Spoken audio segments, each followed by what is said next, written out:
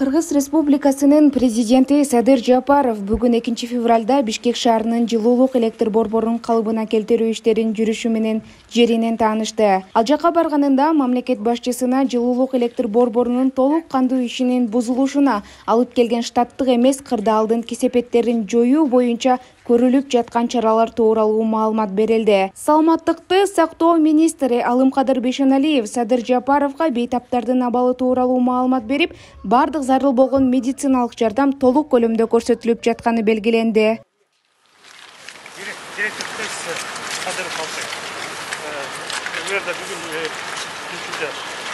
Saat 3'te bir котелда взрыв oldu.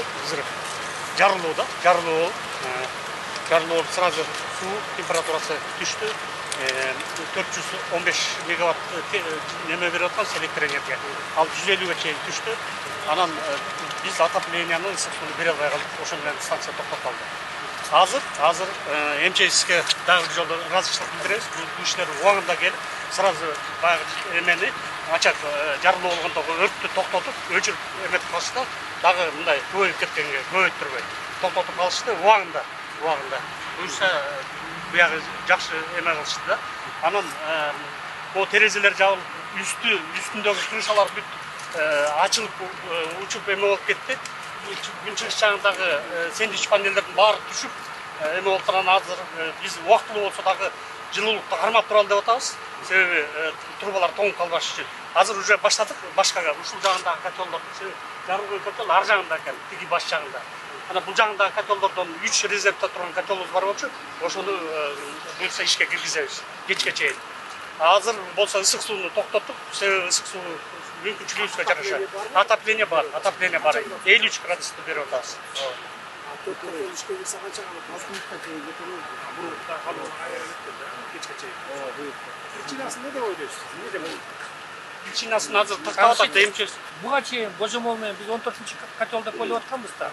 Азыр предварительно изилдөө боюнча аерде мындай скопление или газов, или угольной пыли болуп тур. Bir төмөндөгөн bir какой-то приемок бар экен. Ошол жерден шахта, ошол жерден взрыв болуп тур. Котелдор предварительно боюнча баары таза. Бүт баягы предохранительный клапандар иштеп тур. Они сохранили котлы. Сейчас вот обломков ни котлов, ни трещин котлов, ни подтеков котлов не байкалган жок. Шерүүлөр гана калгыла, специалисттер, МЧС, мэрия калсын, анан Минэнергетика, адистер калгыла, калганына мешайтипте кеткиле. Маалымат алып турат.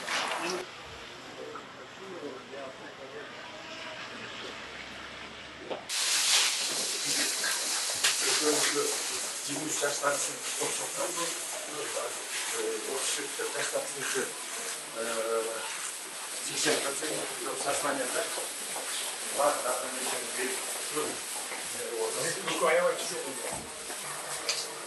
Азыр кандайсың? Biz Sadır'da olduğu bu 34 yaşlarınızı 33 yaşlarınızı çok